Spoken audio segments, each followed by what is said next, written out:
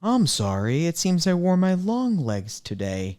What happens if I just... Hello and welcome to the final podcast, the last podcast you'll ever listen to. Booze, brews, and horror movie reviews your final bros have survived. We are here with Brian the Hot Boy LaGrasta. I've never had long legs, and we are joined by Shane, the underage achiever Smith. I've never had short legs. And we are joined by Mike, the cannibal gypsy in his caravan. I was going to say something clever, I think, and then that totally threw me off. But you said long, short. I've never had medium-sized legs. And the Matt is in the building. Matt, what kind of legs you got? I got every leg. He's got this Matt's guy. collective. He basically says he's got a big dick, which is true. Fucking facts You right know, there. it's real. It's true. Oh, man. Long time coming, I think, with Long Legs. Yeah. Probably is a smash hit in 2024. Yes, it was. It was hyped to be the most groundbreaking scary movie we've seen in years. Yeah, they took like a really hard marketing approach with this film. And by the way, the box office looked, it kind of paid out. It worked, Yes, huh? it worked at the box office. As a viewer, I'm like, well, this was overhyped. Now, don't get me wrong. It's a good movie. What are those numbers, though, Bri? Yeah, I just did a quick peek. It was like 10 mil budget to like 127, almost 128 mil gross worldwide, which is kind of crazy. That fucking works. Marketing is very important. I mean, this movie does have this like interesting 70s serial killer vibe to it, but then it also throws in, it like hooks in this satanic element. Yes. And I don't know, like for me, I really thought it was cerebral. Like I thought it was really well done. Oh, the movies, like the tone? in terms of like the way it's shot and the tone and the atmosphere and the build up and everything. I think it's very, very well done. Yeah. I said to Mike, I think this movie for me was a victim of the marketing though, because like I was expecting something scarier, if that makes sense. That's fair. But no, like you take that aside, it's a very good movie. So I remember hearing like a ton of stuff about this movie. Just like crazy hype. Mm-hmm. And watching it, I felt a little bit blue-balled by the horror aspect. Yes. Because this movie realistically is a mystery thriller type movie. Yes.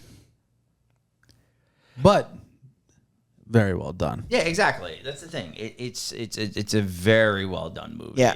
For me, I don't think the movie was as scary as it was creepy. Yeah. I think it does a really good job in painting like the 70s serial killer. Like I like even the way it's shot when he like first comes into the screen, you don't even see his full face. You see like half of it. Right. You see like the way that it's shot and the way they do the flashbacks. Dude. They do the flashbacks with like this like a 4:3 aspect ratio. Yeah. It kind of gives you the look that it's shot in 35 millimeter in only the flashbacks to present that like 70s flair. I do like that approach versus like the present time when it then goes back to widescreen.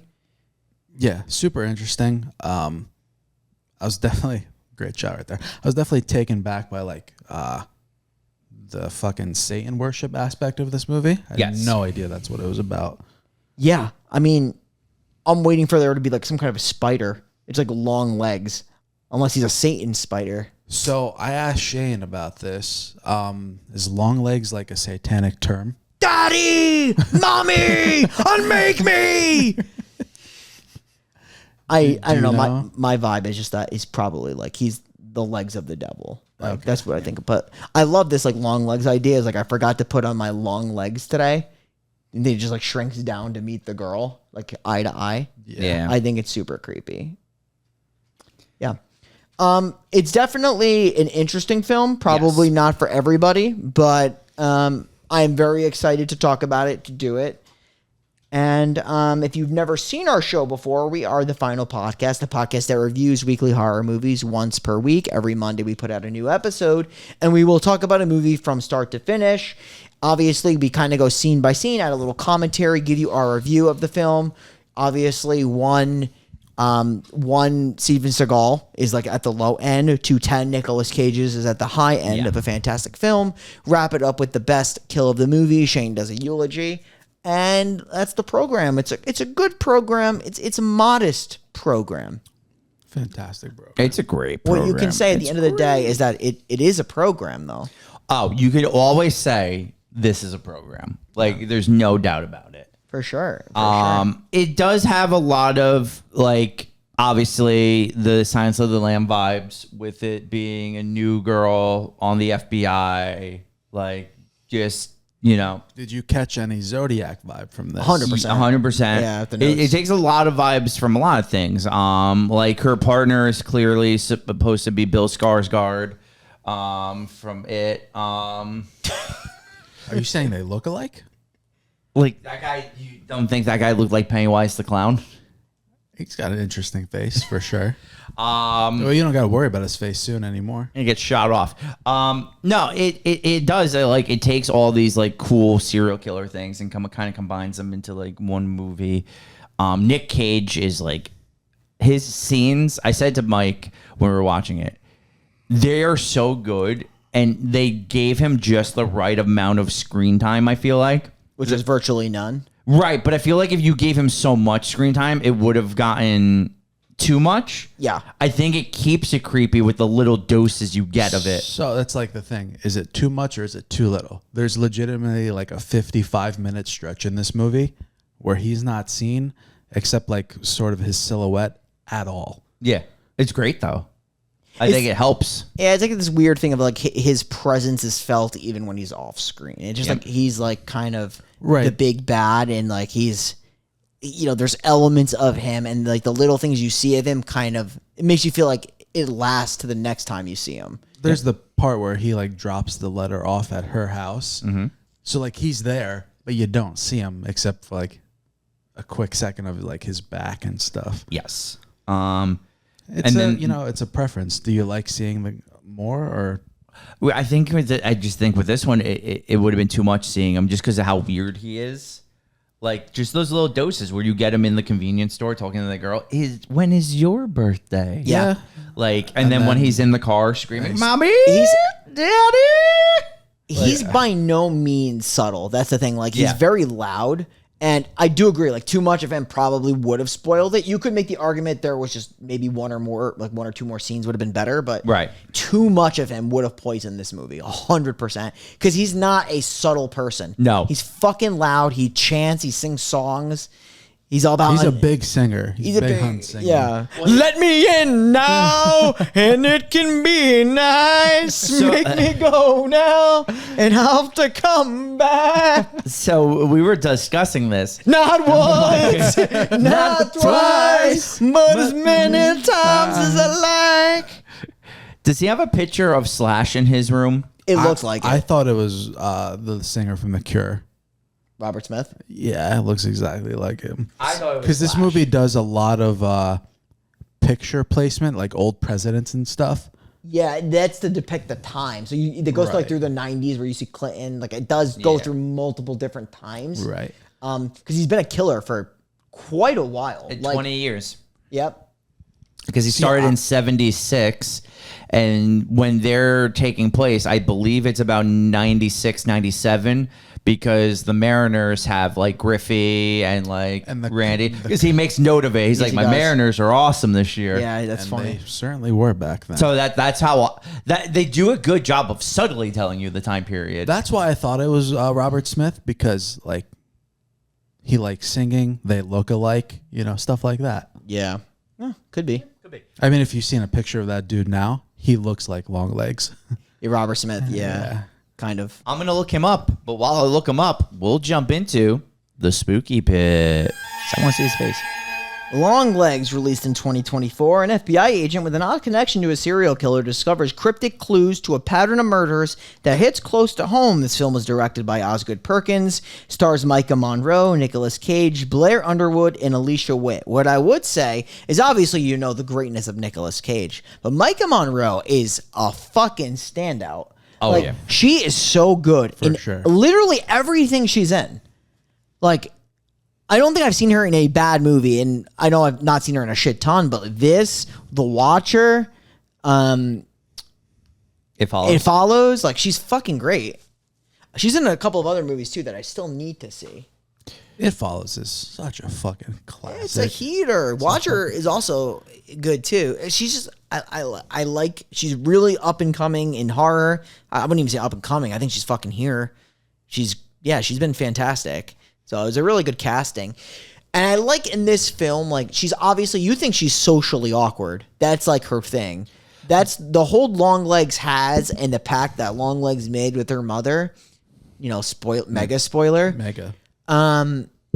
She's obviously like, she has this odd link to the serial killer. The movie opens up where she's in the academy. Her and her partner are going to a house, and she can kind of like detect where the murders are. Yes. So I know this is going to be like kind of jumping to the end already because I do it every episode. Tend to do but that. I like asking you because her socially awkward, quiet nature was due to the doll, correct?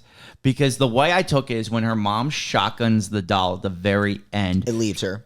Yes, and she is much more quick. She's much more decisive with her actions. She moves and talks much faster. And I felt like that's what kept her almost subdued.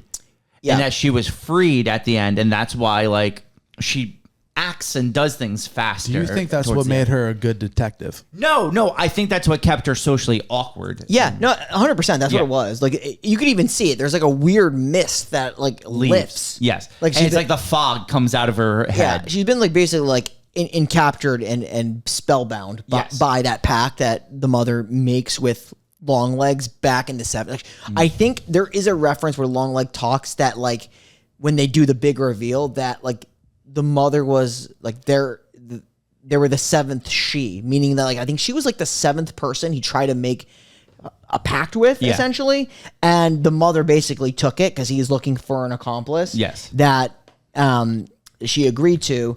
I think Longlegs literally wanted. I could be wrong. I think Longlegs wanted a successor, and I think he chose her as the successor. I agree right away. Like, that was the goal. I do agree with her mother. No, mother. Her, yeah. Oh, yes. Wanted the mother's the accomplice. I'm saying he wanted her as a potential successor. Yes, and that's why he was controlling her with the doll. And I have a feeling that's why he kind of had the same thing with the girl in the mental hospital. Because I was telling Caitlin early when we were watching this, I'm like, why do you think he has her in a mental, like why she's there? And then like the second that he kills himself, she decides to like just jump off the roof. I think that he made a decision to make her the successor, and it's like, I don't need her anymore. She's like, I would do anything for him. I would jump off of the fucking roof. And then all of a sudden, out of the blue, she's like, you're a slut. You're a dirty bitch. I think she was jealous knowing that Longlegs is going to pick her as the successor. Mm-hmm. I actually agree with you. I think you're completely right. What was Caitlin's opinion on this movie? She really likes this movie. Likes it? Yeah. Do you see like a sort of a parallel between her and Russ Cole, just the way they detective? Yeah, she's like just like has no emotion whatsoever. Yeah, Right. Like clearly an emotionless person. It's the fog. Yeah. What I thought is interesting. So she obviously has a connection to the serial killer. It is obviously built into what we'll discuss later. She's oddly connected, and it's very clear she could depict with no clear out of the blue where murders occur. Her partner goes in there, and his basically his face is shot off of his face immediately. Yeah. And then they go into the place, and you see a father that's sitting on a like a bedroom, and there's just a bunch of dead bodies in there. Yeah. What is every house like covered like that in plastic? Only Dexter's. Okay. No, it was clearly just I took it as like maybe because he was committing the murders there, he just covered the whole house in the plastic so it wouldn't get the blood on the furniture. Yeah. kind of thing, like Dexter. The serial killing theme of this film, the pattern is throughout the decades. The killer never enters the premises. The father ends up going crazy and killing his entire family, then killing himself. Yes. And like I said, serial killer never enters the premises. Yes.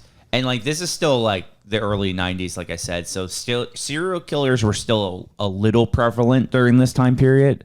They weren't completely like the technology wasn't there yet that kind of eradicated serial killing, because like now it's like there's so much technology, there's cameras everywhere. It's you almost can't with get away Ring with it doorbell now. Like most of the serial killers in the 70s were going door to door and then just going inside. Like now everyone has a Ring doorbell. Like you can't go into someone's house without there being footage of it. Like, so this is still a time where like someone could do things like this. And that's why like they don't know like who went into a house. You can't just be like, all right, let's pull up the Ring footage. Let's see everyone who went into the house the last month. Like you don't have that luxury back then. So you have to actually do good, hard detective work. And you have to go off of hunches and leads. Yeah, it's really true. Yep. The only thing that they leave back at these like are cryptic zodiac type codes. Like he does like this Kodak thing where it's just like basically like letters that just have like a bunch of weird codings, and it'll say like Longlegs at the bottom. Mm-hmm. It's all about decoding them. She's apparently the only person in the entire world that can successfully decode them. Which is what I was going to bring up because it goes to our point. I think she can only decode it because of the connection with the doll to Longlegs. Quite possibly. She decodes it kind of like right away in the sense that she like creates like this, all of the information, all of the codes. She uses the Bible. She uses like religious text and basically builds this triangle that basically shows that every victim, the girl was leading up to it's like the 14th birthday, and every murder was in 6 days. I think it's so it's not the 14th birthday. It's their birthday was on the 14th. On the that's what I meant. It's on the 14th. That's what I meant. The 14th day of the month. Yes. It's in 6 days within the 14th day. So it's either murders were 6 days as early as 6 days prior to the 14th or 6 days after the 14th. But they're missing the 13th. They're missing the 13th.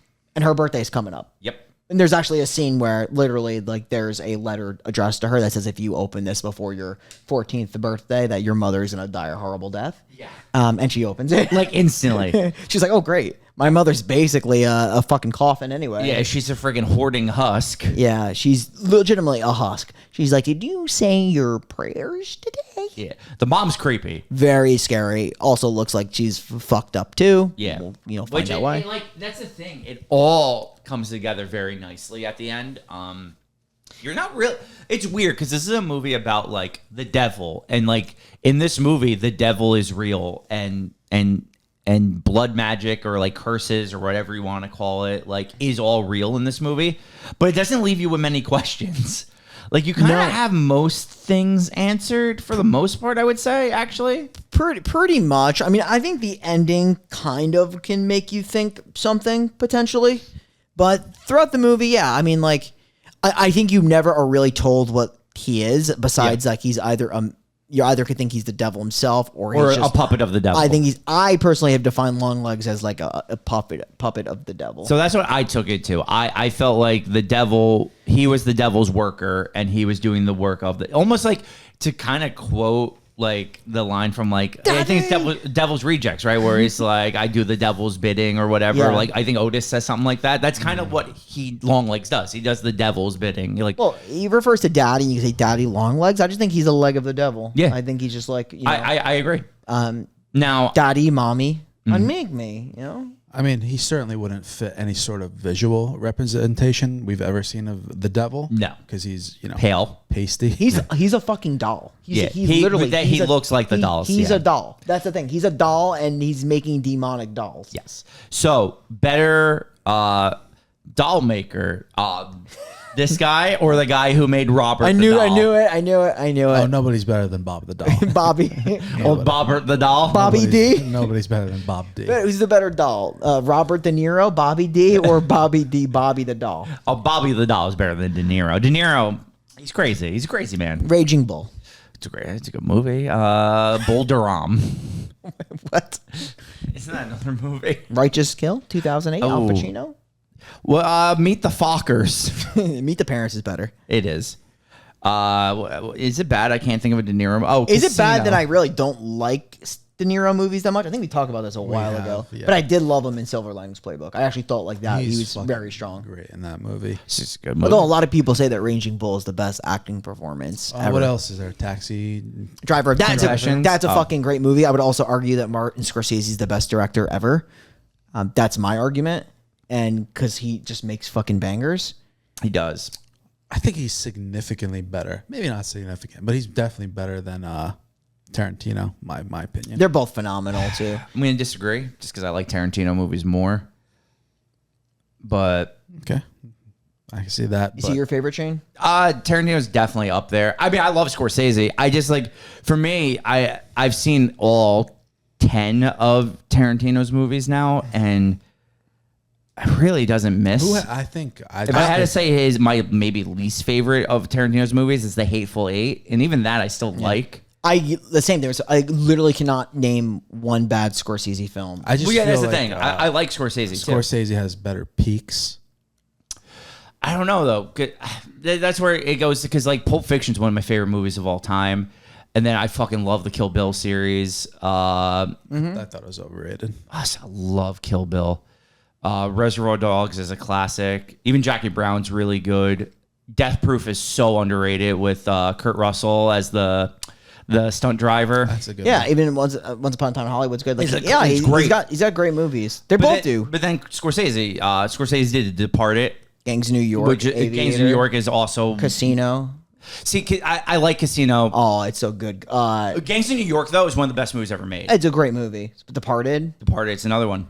Shutter Island. He made fucking Cameron Diaz look good in that movie. You know how hard that is to do. He couldn't get into his new one though. It was like The Irishman, I think it was. Yeah, it's next. But like Irishman. like I said, then you go to Tarantino, like The Hateful Eight. I was like, it was all right. I didn't think it was as good as everyone. Yeah. What was that fucking Goodfellas? one with DiCaprio? Goodfellas is great. Shutter Island. No, well, DiCaprio's in it. He's in like almost all of his movies. Yeah, like it's- beyond 2010. He's literally beyond 2000. He's like in No, all. the Jamie Foxx. Django. Oh, Django! I fucking love that's Django Unchained. Tarantino. That's Tarantino. That's such a good movie. Are you thinking of another movie? No, that was it. Okay. Love that movie. He was awesome in that movie. DiCaprio's just DiCaprio is so good in Django. he's just good. Period. Like he's just such a great actor. But yeah, let's get back to this. We could talk about two of the best directors of all time forever. That's true. And we have Osgood Perkins, the third best director of all time. Because then we could throw in my dark horse is David Lynch.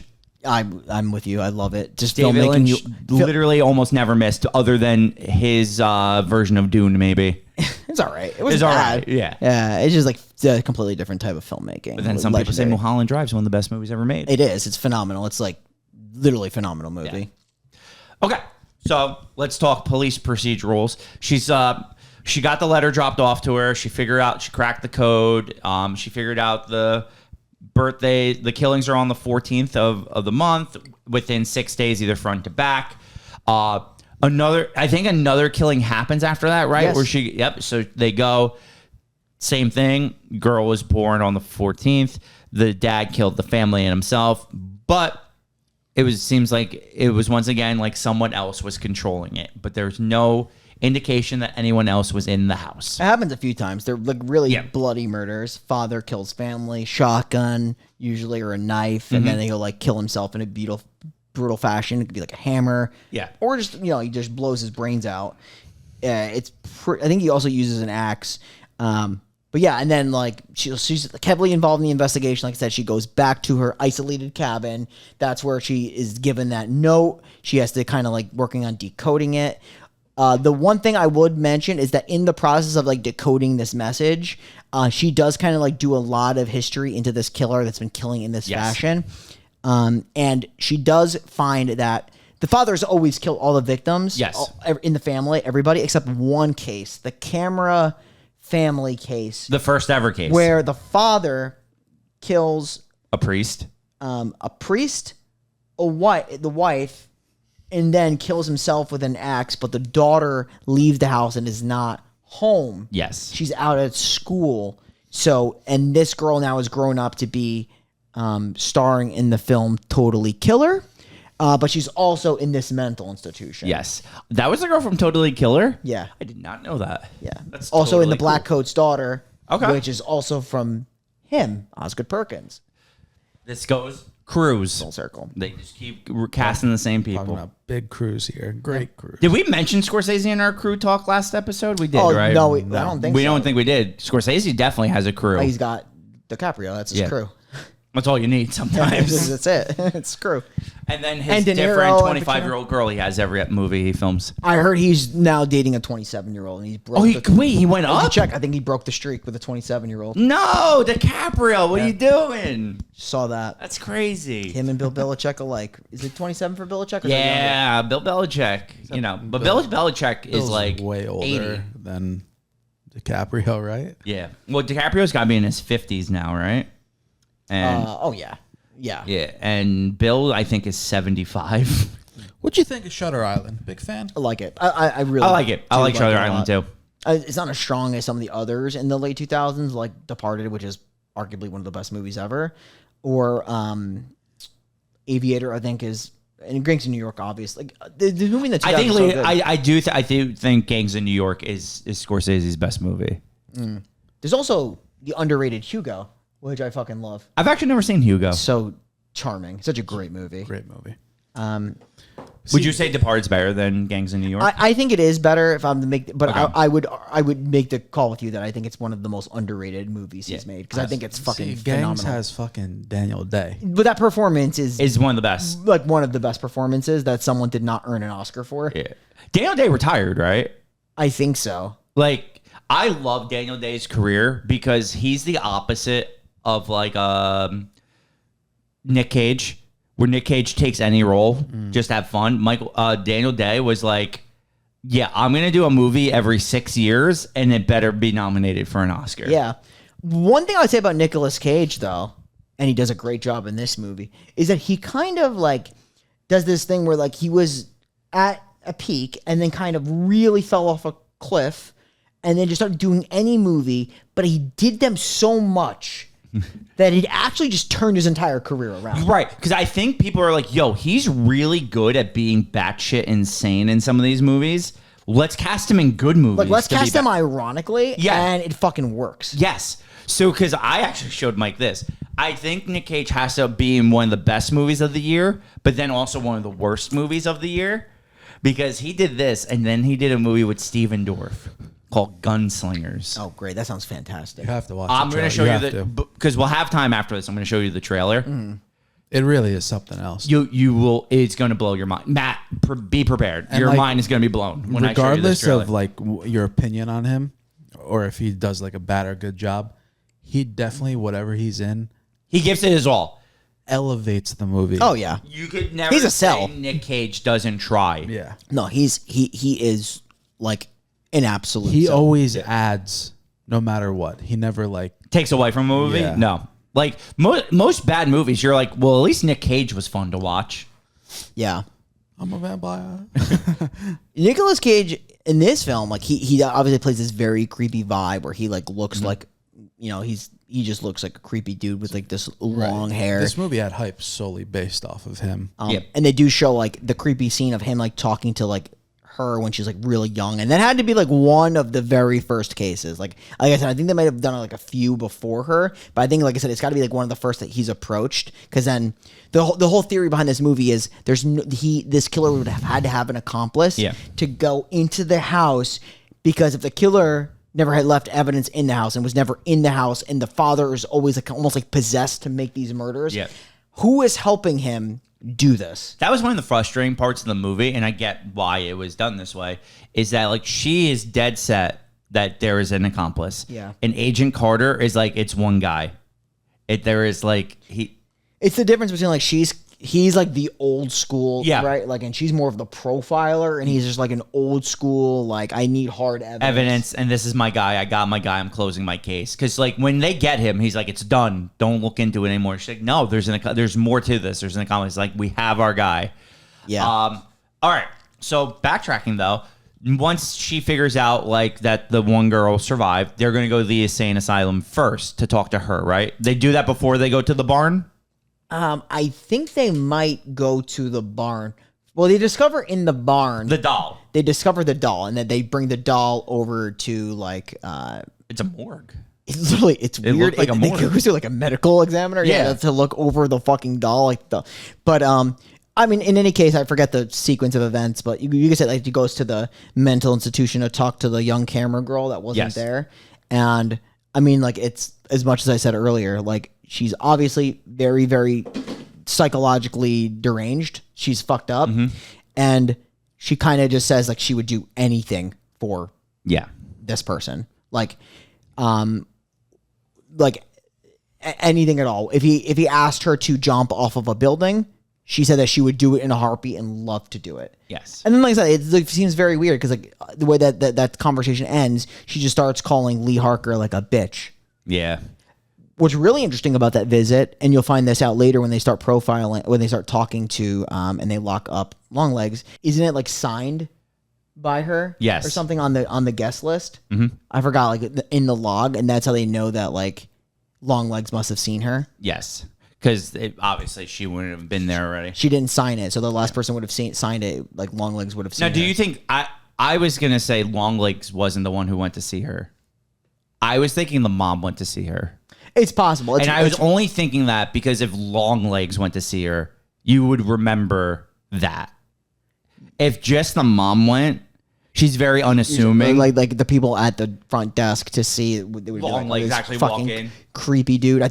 Yeah. That's very possible. But whoever it is, it was signed Lee Harker, and she's like she knows that she did not go there. Oh yes. So agreed. she was last visited by either Longlegs, most likely not, or the mother. Yeah, the only reason I thought the mother is because like Longlegs actually is incapable of being normal. Like most, like some serial killers, like say Bundy, they put on a show where they presented themselves as the everyday guy. Longlegs can't do that. No, I mean, like, it's so funny because, like, he does have, like, these scenes sporadic throughout the movie. Like, the one scene where he goes into the store and he, like, does one of these to the girl. I Yeah. think that's my favorite scene. And the girl's like, Dad, that fucking weirdo's Yeah. here again. Yeah. And that scene, he's like trying to like get her birthday out of her, right? Yes. I assume that's how he scouts girls to kill. He asks them for- He tries to figure out when their birthday is. He keeps going in there for that girl's birthday. Yeah. Yeah. Fucking scene's so awesome. It's so weird. Dude, I love it. even the scene when he's driving in the car and he's like yelling like Brian was doing, which you do very well, by the way. Oh, thanks. Well, the thing, like he doesn't even have to, like what you guys were just talking about. He doesn't have to open his mouth. Like just the way he looks, he can't just. Yeah. It's dude, Dude's fucking- if you see that guy on the street, Yeah. you know, like Yeah. something's wrong. I mean, he's obviously like out and about, at least occasionally. Like, how has he never been? It is But interesting. the thing is, he could just be a weird dude. You just because someone looks strange, you're not gonna be like, oh, let me call the police. Like, it's not a crime to look weird. To be pale. Yeah, that's what I'm saying. It's not a crime. It is interesting because, like, there is a point in time where, like, I guess there is enough for him to, like, turn himself in. Like, there's all but one victim left in his quote unquote his own ritual that, like, he actually just turns himself in and only wants to talk to Harker. Yes. That's like it. It's fun. They actually he has a name. He does, right? Like, it's David Cobb. Like, he has a name. I don't know where they would have found that or if he just told them that, but he has a name. And which is why I believe he's not the devil and he's just a puppet of the devil. Yeah. Because, like, the dude has a driver's license. Yeah. Like, he wasn't, like, the devil ain't going into the DMV and waiting. Unless, Like- because he looks like a doll. I wonder if it's almost just like he's like, in fact, like just possessed by like the devil himself. yeah, that's how I took it. And now he's just like, this is his like idea, and I do believe he's trying to do the same thing and let this work carry on, or else he would never have given himself up. He wouldn't be wanting to talk to Harker, and he's got that connection back to Harker. And she, throughout this film, kind of like keeps like, obviously her memory is tainted, but she keeps seeing this image of being visited by Longlegs when she was younger. You don't know it's her, but you theorize it's her. It's a little girl. Yeah. That's visited. And then she does talk to her mom throughout the movie. And her mom, she brings it up to her mom, and her mom like kind of avoids the conversation that she was like visited when she was younger by a strange guy in like, I think it was the 70s. It was like 76 or something like that. It was 70. It was before what was it? The name of the family? camera. The camera. It Yeah, was right before. It was before because the mom was the accomplice already. And then when he's captured, like he's in there, right? He they get him on everything, right? But he wants to talk to Harker, and she goes in there, but he tells her like, go ask your mom. Yeah. Just go ask your mom. And then watching it back, because now I've seen this a few times, I'm just like, okay, well, like watching it back, I clearly see that the mom is involved. But like watching it the first time, I have no idea what that connection is. He makes references to the man downstairs all the time, which you're assuming refers to the devil, but it's clearly a double entendre. Because he lived downstairs of their house. Yeah, that was a part of the agreement. Yeah. In this whole film, like you're wondering where this guy is, and the big reveal at the end is like the man downstairs through this deal that the pact that he's made. The mother's been making dolls, and he's been just hanging out downstairs. Yeah. Or he's been making the dolls. He makes the dolls in the her. basement of their house. Yeah. And then when he's done, she does the delivery as the innocent, you've won a gift from the church.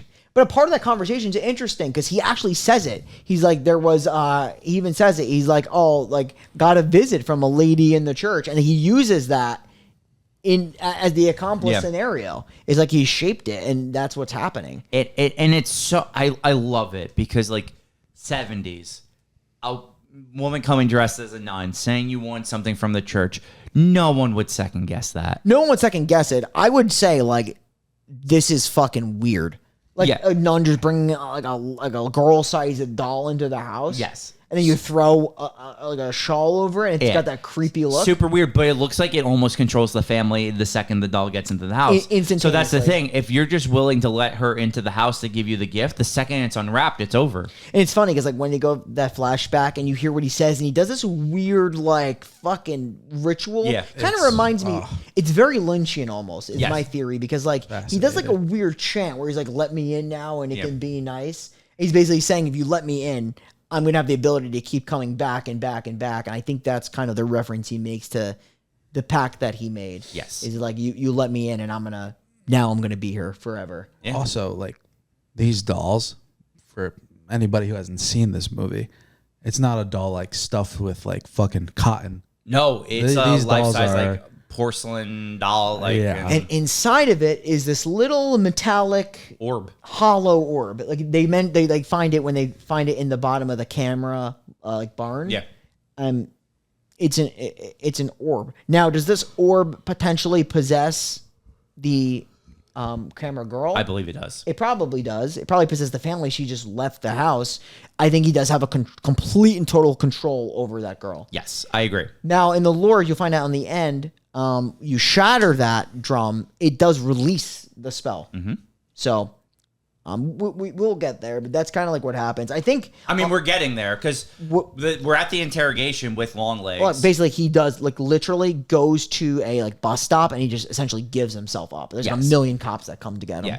He's got a few like suitcases, I think, with him. Yeah. Or, like, which is funny. There is an earlier scene I would like to mention just because it does make sense. She, like the detective, they're partners. He tries to like get her to know the family a little bit and like know the daughter and come back for the daughter's birthday. So the birthday is still there. Like you think it's Harker, but the birthday is not for Harker. No, it's the little girl. It's Agent Carter's daughter. Yeah, it's Agent Carter's daughter, which I thought was really interesting. That was one of the few things I had kind of pieced together before, because like I didn't know like the dolls were controlling things or like all these, or I had no clue about the mom, but I always thought Agent Carter's daughter was going to be a victim or something, just because like they really do emphasize the birthday aspect of that little girl coming up in the following week, and I'm like, they wouldn't just mention like her birthday unless it was going to tie into the overarching. For sure. I just think it's super interesting because I wonder if Harker's birthday was like, I know it was in the time frame, but was it on the day? I think it was the same day. Because like,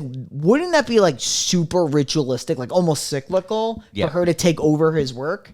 Yeah, that's why I think they do have the same birthday. So it's very interesting. It's very well done. So now when they're at the interrogation, after we basically talked about what he says at the interrogation, to end the interrogation, he slams his face into the desk, like 4 or 5 times, killing himself? Yeah, it scene is crazy. Yeah, it's like super haunting. He just like fucking bashes his face in. Like, yeah. So the first like still I ever like saw or heard about this movie was that with like the blood on his face. Yeah, it's pretty gnarly.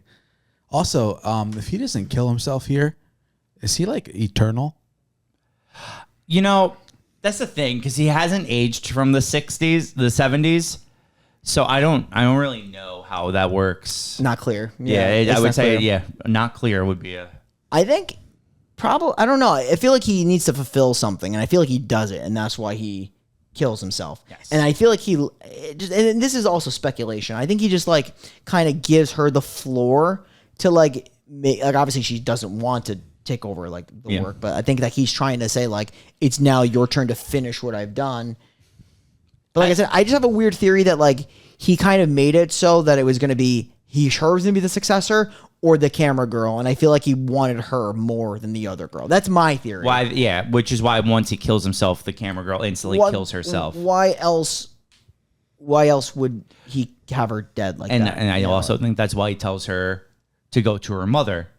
Yes, because to I mommy. think that is how they're supposed to continue together. But I think the mom saves her from that by killing the doll. Yes, it's interesting because what happens, like the way that they reveal this is really interesting because she goes into the house. Yes. And essentially she goes with an FBI agent. Yeah, the FBI agent is waiting in the car. Yeah. And then she's like, it must have had an accomplice, man, downstairs. Everything is starting to come together.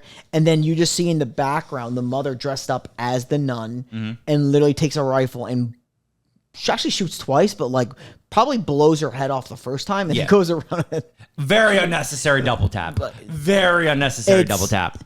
Literally fucking nuts. Yeah. I think she sees a doll, right? She does. go in and she sees her doll? Yes. Well, she goes to the backyard now, and the mom has the shotgun pointed at the doll. Yeah. And she blows the doll's head off. And that frees Agent Harker because you actually see the dust come out of the orb, but you see it also come out of the back of her head. Yeah. So she's no longer spellbound. Like she's not going to have that foggy memory and like all that shit that comes with that social awkwardness. Yes. And that's what I'm saying. She acts so fast from this moment on. Like because the fog is cleared. So she gets up, she gets in the car. She goes to her partner's house, Agent Carter, because she knows, right? That's where her mom's going. Yeah, she has a feeling. Yep. That she's going there. There's a shot when she goes into Agent Harker's house. Maybe I saw it wrong, but I feel like you see a black shadow reflection in the door as she opens it. You do, right? It's like very quick, but I noticed it where it's like the shadow of the devil's on the door to that house. It's so well done. It's it's so easy to miss. It's so subtle, and then inside the house, dude, the acting by Agent Harker and his wife in this scene. You mean Agent Carter. The Agent Carter and his wife in this scene is so well done. I mean, it's the best scene in the whole movie. He's immediately touched, right? Like it's so creepy. Like the way his face turns like so abruptly. Dude, the line where he fucking talks about the wife says something about coming back from the kitchen and he goes, "Well, I'm coming back. She'll still be in the kitchen." Yeah. It's so fucking like good and like creepy. And it's so scary that Agent Harker has to she can't help the mom.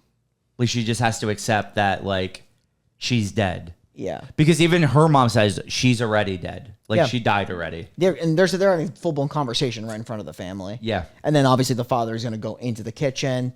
They literally just like murders the wife brutally and then comes back out and then she shoots Agent Carter twice. Yeah. That's it, right? She just looks around like kills her mother. Terrified. Yep, kills the accomplice to Longlegs, and then it's more or less like they have a doll version of the little girl. Yes. Now, if you shoot the doll version of the girl, you're to assume that the little girl would be free, right?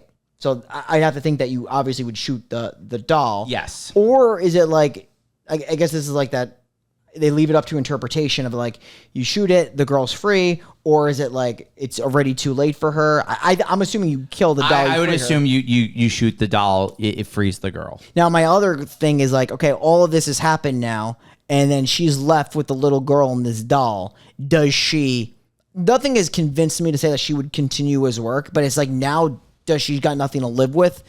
will she continue his work? I don't think so. I think the second her doll was killed, she was freed to kind of do the right thing. No, yeah, I agree too. That's my interpretation of it. I agree too. There was a couple of scenes beforehand, which this is the thing I didn't love about the movie. I feel like the wrap up in like when the mother did like this chapter book retelling or whatever. Yeah, I'm like, that's a little corny. I would have rather them not go into that much detail. You kind of already can know it, and I would have rather it been a little bit more subtle. They literally tell you and they explain the entire movie. They walk you through everything. The mother basically does like a step by step on how she became like this accomplice to Longlegs. I would have rather it been a little bit more like not on the nose, a little more, just interpretive throughout the film. Yeah. But that was my only negative. Certain things I did like that they included in that. Like it was cool to actually see her go from house to house, how she delivered the dolls. I think all that was like pretty neat. But yeah, it does kind of just explain step by step how like everything happened. It does wrap the movie up right there. But yeah, man, I do like the ending. I like her like getting to Agent Carter's house and all that happening and her actually having to be the one to put her mom down. I think it's really all well done. Yeah, I mean, the one thing I'll say that they left really up to interpretation is like you really don't know the extent of Longlegs' like reach. Like obviously he's got all these dolls. And while I would say the dolls can be like a little corny, I do like the fact that it's a part of it's like the built-in Satanism, like it's a part of the built-in occult piece that he's left.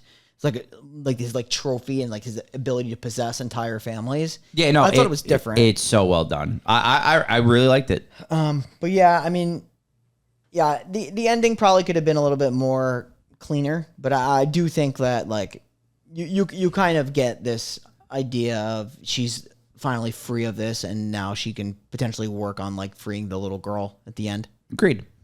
Look at this fucking house, though. That's why I called her a hoarder at the. I think this is a level above hoarding. No, I watched Hoarders on TLC. This is pretty typical. Yeah. Dude, it's sick. The two twists, though, I was really impressed by the two twists in this movie. The fact that he's been in the basement the The whole time. That's a great twist. and the mother's the accomplice, I thought was really cool. This also shot where she just comes right up from behind. It's creepy. It's great. It's so creepy. This is a great scene.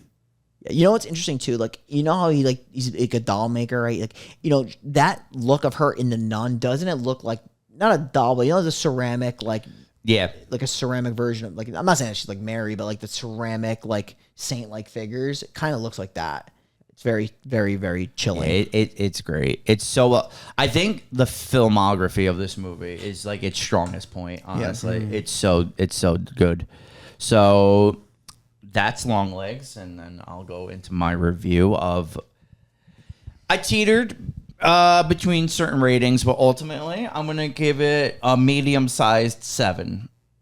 Yeah, I mean, like I said, my biggest issue, and it's no fault of the movie, is the marketing kind of gave me higher expectations, I think, and then I at times felt let down by certain things, and that's like. No fault of the movie. I guess it's my own bias of like I expected something grander or something I haven't seen before. Which it does take unique things to it, but a lot of it does feel like Silence of the Lambs or like the Zodiac. But with that said, the acting in this movie is so good. The leads to the minor characters, no one does a bad job. There was not a single person in this movie I was like, oh, they were kind of fantastic.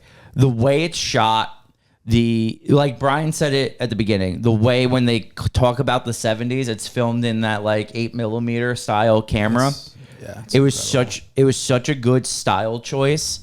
And I can't give enough credit to Nick Cage. And like with only being on screen for maybe 8 minutes, the work he does in that 8 minutes is so good. Even to his last line, where right before he smashes his face, he just says, "Hail Satan," and then it's so good. Yeah, I mean, but you've said this director's like hit or miss, Bri, with like his stuff. I mean, I honestly don't really like anything else he's done to be other than this. Yeah, like. No, you seen the monkey? I haven't seen it yet. And the monkey is definitely worse than this. I've seen The monkey's confused. People like Black Coats. It's got really mixed reviews on like IMDb, so I haven't seen that yet either. You know what's weird? I feel like this movie is nothing like anything else he's directed. I really don't like the pretty thing that lives in the house. I do not like it. I don't like it. It's doesn't not my style. Does not bode well for when I watch it then. But all right, yeah, I'm gonna give it a medium-sized 7 and move it on to Mike. It's funny. Like after watching it the other day, I don't know. I felt like left confused by this movie, but now like talking about it and like almost rewatching it right now, Yeah. I'm gonna bump it up a little bit to like a light 8. Okay. This movie's fascinating in every way, shape, and form. The way it was marketed Mm-hmm. to like what it actually is, and like my expectations and what it ended up turning out to be. If you asked me to run point on this episode to like go through and explain it, I don't think I could. Yeah. But this movie was really sold on like the back of Nick Cage as like a true horror, like a new horror icon. I don't think it's anything really like that. He's hardly in the movie. This movie is truly like a slow burn, almost detective movie, especially the first part of it. And if you haven't seen it and you're like curious, you should watch it, probably just solely based on like the way it's shot and the performances. I'd say Nick is worth watching. He like is worth the wait and watching like just by himself, despite like the 7.5 minutes of screen time. Yeah, but I like a slow burn. I like detective stuff. So yeah, I'm gonna give this movie just crossing the 8 mark. Okay. Light 8. Yeah. I'm also going to go 8. I originally had this as a 7. I did absolutely bump it up on my last rewatch because I don't know, like the second time I watched it, like a lot of things started really falling into place for me. Yeah, I just think it's like kind of gritty. It is definitely a slow burn, but it does have this like true crime mixed with like occultism, like really well, like almost satanic film. And it's, although not like a horrifying movie, I think it's creepy and it's haunting. Like I think you don't see Longlegs a lot in the movie, but like his presence is felt. I want to say like the movie's not loud. It's quiet. It's very like ominous. Like that's I think the best way I could describe it. It just has this like really dark, ominous feeling throughout it, and it reminds me also like the performances are really strong, and it's one of those movies where it's a selling of your soul to protect something close to you. Like the mother basically sells her soul to protect her daughter. And I've seen other movies like that too. There's which movie I actually recently seen called, I think it's called like You Won't Be Alone, where this woman basically protects her daughter and like basically sells her soul to a witch. It's similar in that regard, and that one single decision impacts this killer's ability to like murder entire families, like 20 families. So, I think it's super creepy. I think the marketing decisions, obviously they put so much into it that made it like a big success. Like I said, I think that this movie could have probably been even better. I think this movie could have been probably stupendous, but I think it was a really good product in and of itself. Like the potential was super high. It didn't disappoint. It could have been better, but I was very satisfied with what I got. And I love Nicolas Cage's performance. So Incredible. Dude, I legitimately thought this movie was going to be about him. It's just fucking the whole movie, like him just slaughtering People? over and over and over. For legs. Yeah, something like that. like, I think if you gave this script to Nick Pizzolatto, I think this thing could have been like a 10. Oh, he'd knock Yeah, this he shit would have out of killed the it. park. Would have killed it. So what was your rating, Brian? I'm giving it an 8. Okay, so we got 2 8s. We got a Matt? 7 and a Matt. Hey, Matt, Yeah, how are you, first of all? we're doing well. We're doing well. That's good. That's nice. Give us a 7. number. 7. Nice. See, he agrees with me. 7. 2 7s, 2 8s. Yeah, I just wanted to roll through a few trivia real quick. Hit us. So what Brian said before about that poem. So apparently it's a poem called Satan Says. and the poem is about a girl locked in a cedar box being told by Satan that he can get her out of if she blasphemes against her family. So What's that word mean? Blasphemes. so He basically like sells her soul. Yeah. pretty much being blasphemous, so pretty much Okay. killing them. And then also apparently the director Osgood Perkins. He's in the movie. I know that. He's in a weird scene in the background I where think like it's- he's on a TV. Interesting. It says the request of Osgood Perkins. He requested to not use Nicolas Cage on the posters because he wanted the trailer to sell itself.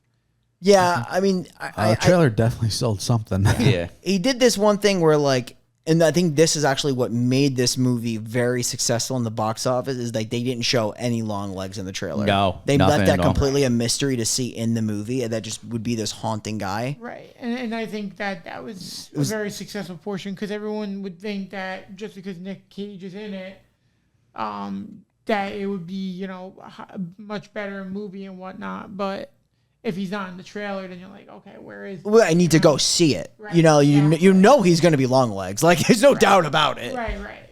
Um, So I just found that interesting. I've also don't think I've ever seen a movie film something in a different way based on a time period.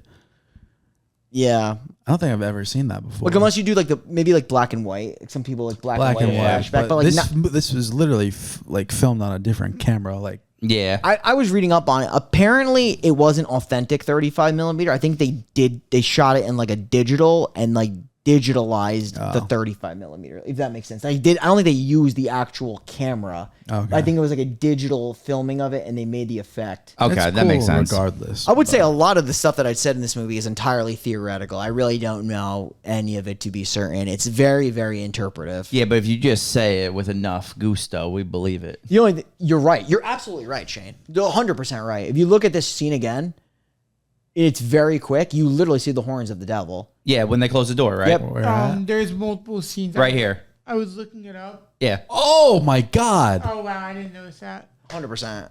Wow, that's There's- fucking great. There's multiple scenes even at the beginning of the movie. You see the shadow. Yes. leaning Of the in on her. you know.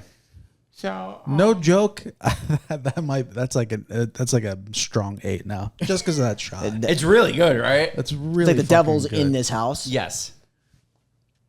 Creepy I as didn't notice it the first time I watched it. I noticed it on the second viewing fuck. when we watched it. I would say, like, I don't know. I did find a lot more in the second watching. Agreed. Although I Agreed. would say, like, watching it a second time, it becomes just so painfully obvious the mother's involved. But of course, Yeah. just because you know it already, You know, and you're picking right, up yeah, on yeah, all yeah. the clues. Yeah. You know what's funny? I think that my two like this scene and the first scene where she like comes to this family's house are probably the two strongest scenes. Yeah, I mean, they're all really good. Because I fucking love how weird the first time she comes in the house. Oh, where is. she's just sitting on the daughter's bed. Dude, her fucking posture when she's Yeah. on the bed, and like the daughter's just like, "Are you coming to my birthday?" Yeah, she got the brain fog. Do you know what's She doesn't know interesting? how to When you act. think about this movie, there's really not a ton that happens. Like, I can only think about like 6 or 7 standalone scenes. Like, literally, I don't Yeah. think there's a lot of activity because it is There's a slow not. burn. Like, It's also not that long of a movie. It's an an hour hour 40, 40. yeah. Like, it's, for like a big movie, that's not that long. no, good, though. I do think though. As much as I like this movie and I do like it, I do think this had potential to be even better.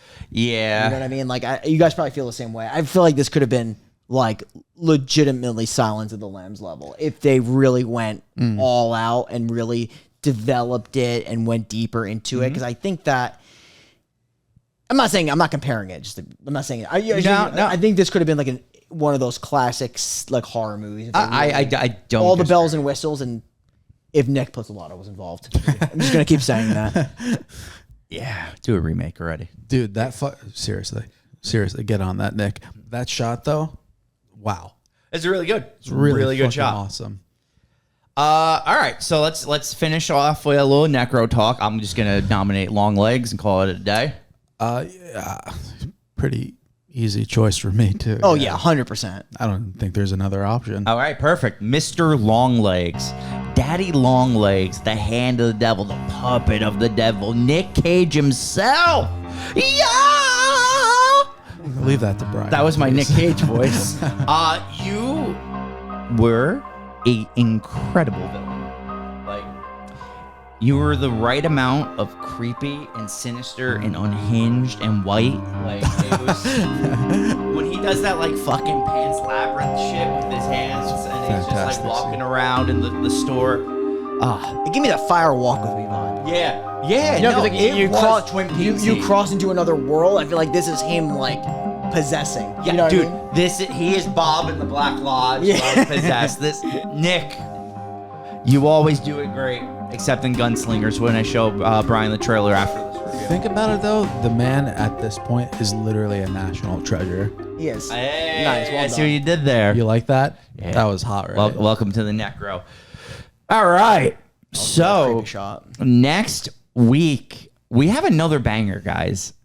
We have another banger. A movie we have actually mentioned on this podcast quite a few times. We're finally doing it. We're doing The Faculty.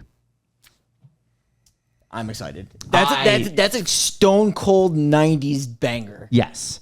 I love this movie. Yes, as you should. As everyone. It's a movie. It's Josh just a classic. Hartnett. Just a hunk. '90s heater. Just 90s hunk. 90s hunk for sure. So, with that said, we are the final podcast signing off, and we will see you next week where me and Brian put a white powder inside of a crystal Bic pen and we ask Mike G to snort it. I will oblige. You have to, otherwise you're an alien, you filthy alien. Oh my God! Please subscribe on the YouTube, guys. Weekly horror movie reviews every Monday. You can find us there. You can also find us on Apple Podcasts and Spotify. Really entering a cool new era of this show where we just review movies like fucking Longlegs and The Faculty, and we don't have a theme for a little bit, but We'll get back to those. 2 months. Give us a couple months. You know September's around the corner. Yeah, we'll be back, but for now we're just gonna review bangers. Yeah, we might even review another witch movie. Just wait till you get to my month. Oh yeah, We're That's we're Dangerous. going to be coming everywhere. dangerous. so much cum.